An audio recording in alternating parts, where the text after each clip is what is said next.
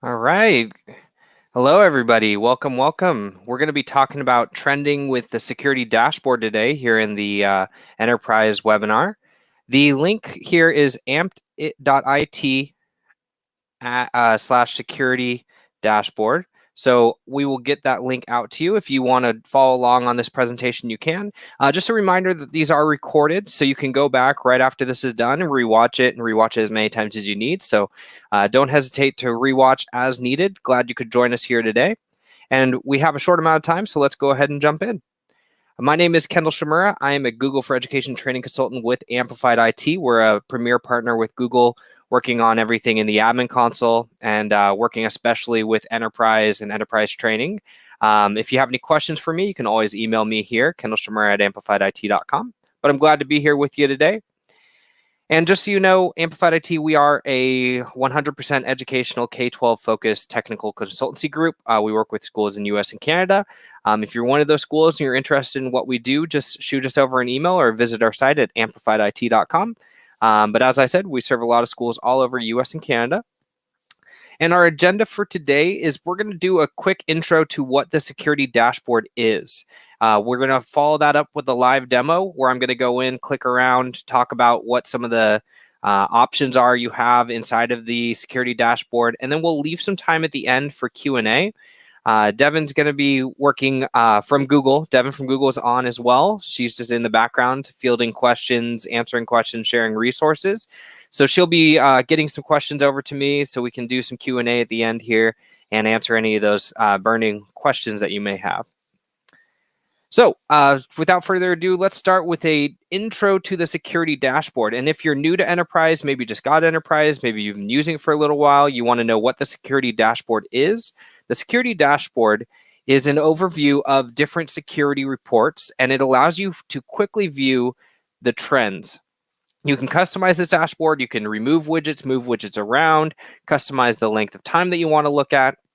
But essentially what the security dashboard is doing is it's taking the reports section of the admin console and it's visualizing it in a way that you can see the data and then take action on the data. This isn't the session that we're going to talk about investigation tool, but they are so closely tied together, it's hard not to talk about both of them. Security dashboard allows you to identify trends, and if you see something that's suspicious or something that you want to investigate further, you can actually launch from the security dashboard into the investigation tool. So it's a good starting point, and it's somewhere that you can check almost on a daily basis to make sure that, hey, is everything in my domain okay? Because you want to make sure that everything in your domain is running smoothly, that there's not this spike in, all of a sudden you have 50,000 files in one day shared externally. Well, that could be a data breach, right? So we're going to talk about that as we go through the security dashboard, but what it's really there for is to help you analyze what's happening in your environment, identify trends, and then launch into something like the investigation tool to start taking action. So you can quickly identify trends. Here are a couple that we've identified as some trends that you might see in security dashboards. Potential phishing emails being routed. So where are they being routed? Who are they being routed to? Did they end up in spam? Are they clean and returned or rerouted to the inbox? How many messages were affected by your custom settings? So you might have like a spam filter on, and you might see a spike in the security dashboard that says your spam filter caught, 20,000 messages today. Well, that's a lot of messages. Is it your spam filter, or is it actually that your domain's being spammed right now? So that's another option. And then inbound message volume, that's something you can look for. How many messages are coming into my domain? Are we under attack because we're getting so many emails, things like that, and look at spam volume. And you can also look at things in Drive and apps. So Drive, external file sharing, what does that look like? What's the sharing stats? What are the top domains that we're sharing with? What's DLP rules are being violated? And then also kind of which apps are getting the highest change of OAuth grant activity, which is really important for us as admins because it's important for us to know what's being granted access to our domain through the APIs and through those OAuth grants. So you can see the app names, you can see the percentage change, and the number of OAuth grants that are happening. So these are some of the trends that you can see with security dashboards. And when we dive in here in a second, you're going to see a little bit more of how this is set up and configured. So without further ado, I told you it was going to be a really quick intro to security dashboards. That's pretty much what it is. I want to spend most of our time here, the next 15 minutes, actually looking at security dashboards. So I'm going to go into the admin console. If you're following along at home, you can do this with me, or you can just simply watch and rewatch this later and follow along on the rewatch. But I'm going to go up to the 3 lines or pancake stack, top left corner. I go down to security, and then I go, whoops, and then I go to where it says dashboard. So it's under security, under dashboard. And again, to see this, whoops, don't know why I have this. To see this dashboard, you have to have the enterprise license assigned to you as a user. If you don't have it assigned to you as a user, you're not going to be able to see this until you get that assigned to you. So just make sure that you get that assigned to you. So once we're in the dashboard, you will see there are many tiles here, and I can scroll through them pretty quickly, but I'll go through them shortly. At the very top, though, is where you can actually filter. So these are going to be filters for your dashboard. So the domains here, you have the option to look at different domains. If you have maybe subdomains or additional domains, you can look at your different domains, or you can look across all domains. You can change the time zone, which typically it's going to just be set to whatever you're set to. And then date range is going to be really helpful. You can go up to 180 days back, and that's important to remember because you can only go 180 days back because the data in reports is only stored up to 180 days back. Right? So up to 180 days back. So if I were to do 180, not all of our reports here are going to have data. You can see authentication only goes back 30 days. It's only going back 30 days because that data is only kept for 30 days for message authentication, whereas external file sharing can go back 180 days. So you can see here any of this grayed out area is because that data isn't kept past 30 days in the admin console anyway, so there's no way for the data to be displayed. All right, so I like to extend it, maybe last 180 days. Maybe I go this month. Well, maybe this month isn't great because today is the first day of the month. I'll do last month just to see what happened last month. So you can do an investigation on last month. Or if you're trying to check it every day, you can do today, yesterday, this week, depending on what view you're really looking for.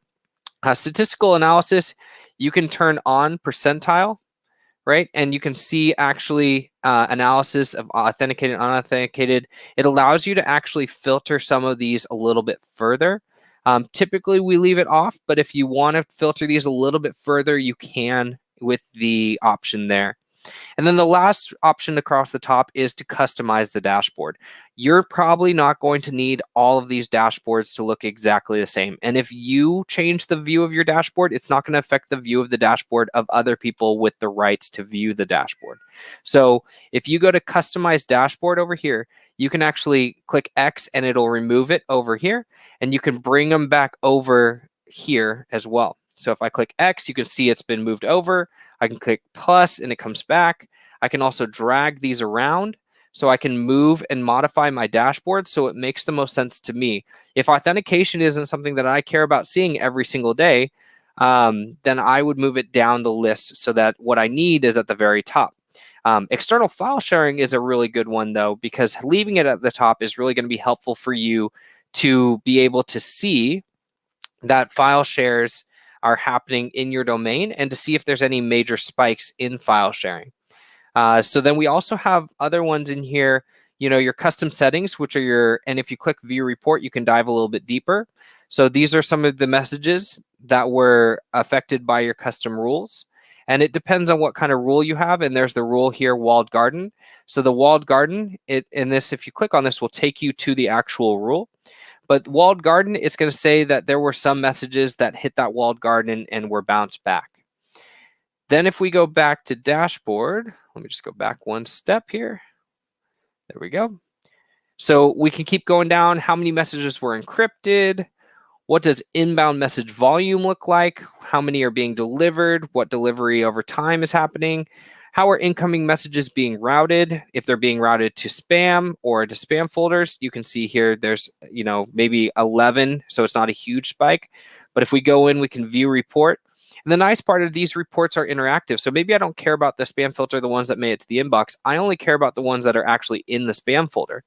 Well, there's looks like there were 4 delivered this day. One of the things you can do with the security dashboard is you can click on the peek here, and down below, it's actually going to pull up the message that fell into the spam folder.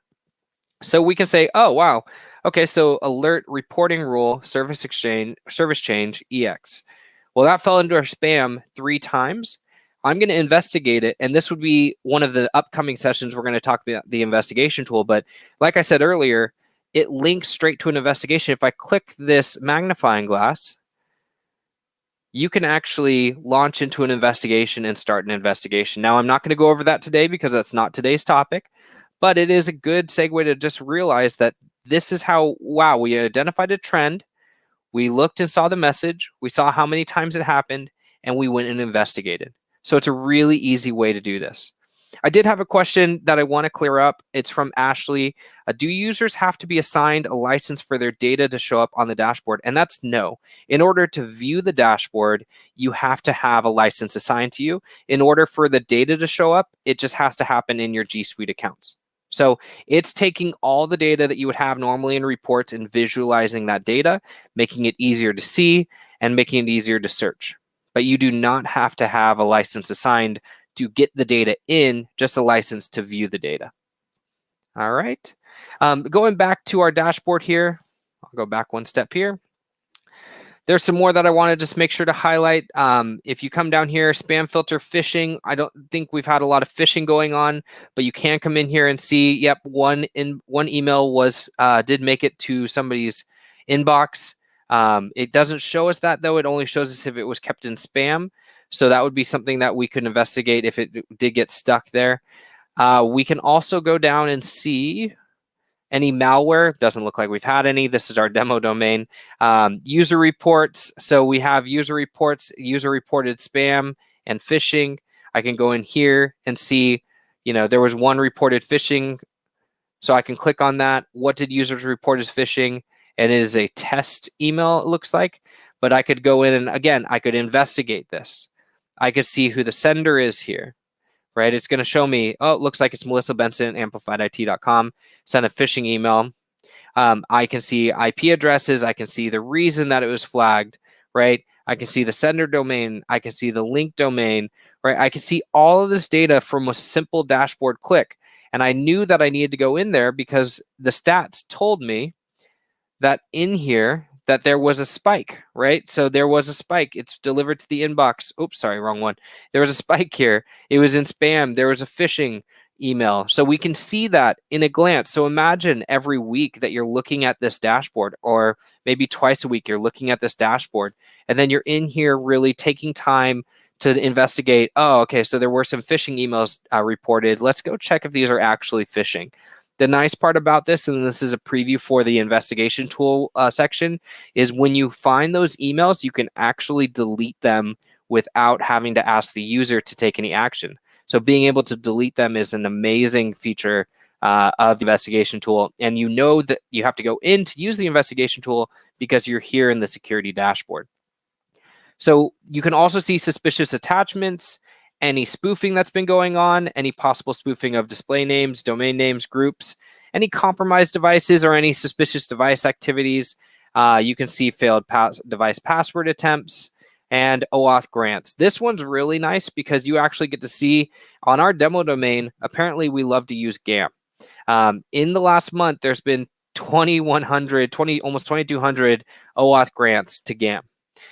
We have events, GCDS, attendance, Gopher Buddy, a couple other ones, but we can also see the highest OAuth grant activity change. And there's not been a big change, but we can see that G Suite admin has had the most grants, which if I see this, what this is going to mean to me is my admin are granting access to admin console products. Now, if we haven't bought any admin console products recently, it's going to be hard for me to say this is a good idea because who knows what this admin console product is, right? So I need to talk to my admin to be like, why are you granting so much OAuth to our admin console? And we need to look at that. So it also shows, if you come down here, any failed login attempts, any challenges that have happened, any suspicious logins. This is a really nice one here, DLP, data loss prevention incidents. You can actually see how many times these were reported. And you might want to look, oh, wow, there's a lot of incidents on this day. If you click on this, it'll show you it was done in Drive. There was 10 medium severity, 18 low severity. Click on new investigation, and it would launch you into the investigation tool where you can actually see, as soon as it loads, what data, right? So there it is. There's the rule type, the event, the triggered action, the source, the title, right? You can see all the ones that have triggered these DLP rules, and then take action if you need to because you're in the investigation tool. So the other part that I want to make sure to talk about here is when you're doing your investigations, when you're doing your look around in the security dashboard on a daily or weekly basis, one of the things that you should note is when you see these spikes, you might want to then zoom out a little bit further. If you see it in a month, that's kind of big, but then you might want to zoom out maybe a little bit further, let's say 90 days. Because this actually gives you a better view of the trends. A lot of times when we work with schools that are using security dashboard for the first time, they look at this, they look at their week data or their 1 day data, and they go, oh my gosh, look at that spike. The spike may be 2 or 3 emails, whereas a spike over 90 days may be a lot more. So ours are a little bit lower just because we're a demo domain, but you can see there's these peaks that I would consider maybe looking into. So for the external file sharing, you can look at, there's 6, anyone in the domain. So I'm going to look at inappropriate sharing, or maybe it's appropriate sharing, but maybe it's oversharing potentially. Anyone in the domain, there was a spike on this day of 5, and it looks like there's a site that is now public in the domain, made public by Tom Woods at an example school. That may be a problem because now Tom may not have realized that he's published his site to everybody.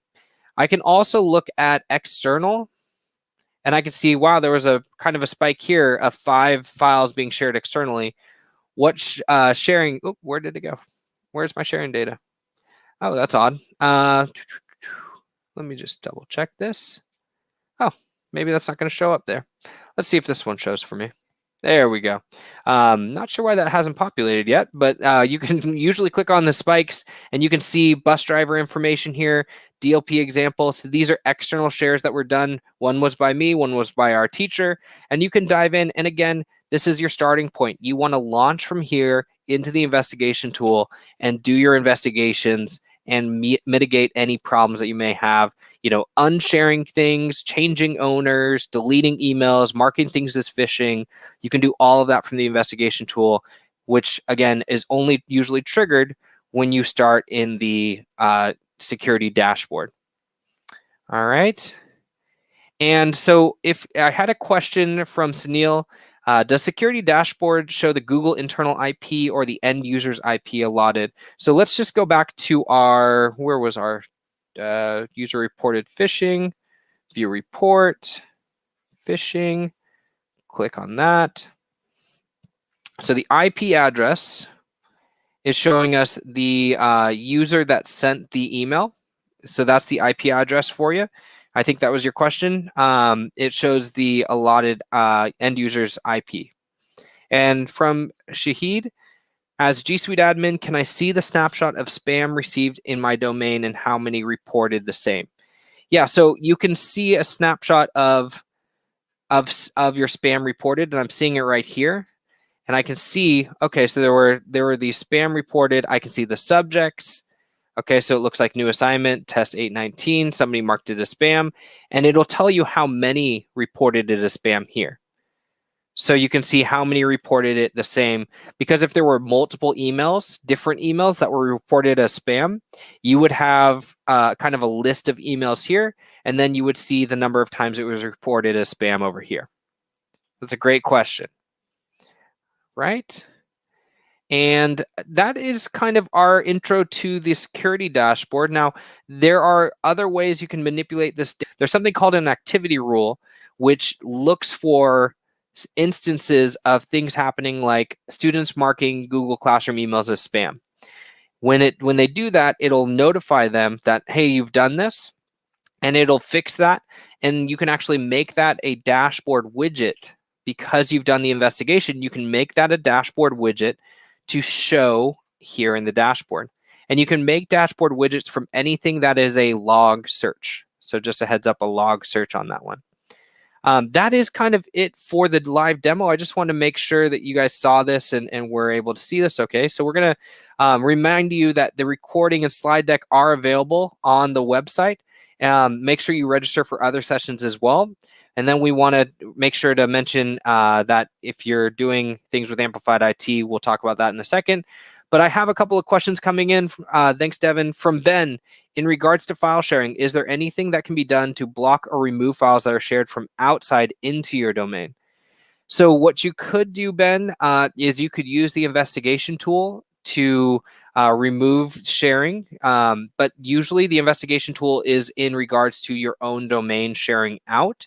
If you wanted to block somebody from sharing in, that's going to be more in the Drive settings and creating maybe a whitelisted or an allowed list for, instead of creating just a walled garden, creating an allowed list in your Drive settings, but not necessarily this tool here. You can remove people from file shares, which you can do with the investigation tool, but you could look at external file sharing, and this is looking at shared externally from the inside out, just so you know. And Jessica, is there a reason that IP addresses aren't recorded for people outside the domain? Example, meet participants from outside the domain. We don't know exactly where their IP address may be, so we're not exactly sure where that IP address is originating from. Meet participants, things like that. That's just the data that we have to kind of protect privacy of people joining outside, but internally joined meetings, yes, you could do that. And from Craig, if we don't use Enterprise, are there other ways in the admin console to get some of this information? Great question. You can, if you go to reports, reporting reports, this is built in. You would just have to, it's basically taking this data. So like the Drive, I could do visibility is shared externally. I can click this and I can see the data, but it's not in a way that's going to help me see trends. I could download the data, try and analyze the data and map the data, but this is not going to do anything for my trends. It's not going to be able to do anything for trends. You'd have to do all of that work yourself. Now the security dashboard is doing it real time with everyday data and updating every day. So that's a huge benefit to using security dashboard versus trying to get that data yourself. But yes, you could potentially do it by coming over to the Drive audit logs and downloading the data and then graphing the data in your own Google Sheets. All right. Keep your questions coming. We love getting questions about anything you guys have, anything you need answered here.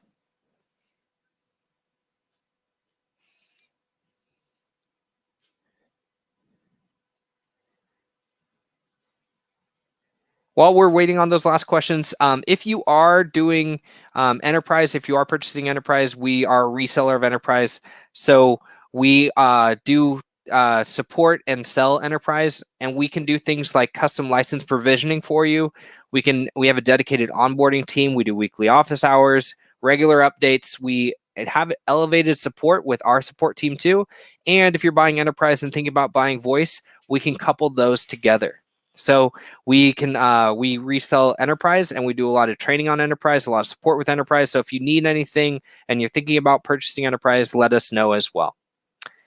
Otherwise, we just did our Q&A. I think Devin is mentioning that we might have one more question coming in. Are there specific trends you recommend looking for in K-12 domain, which would be most important to start with? Yeah, great question.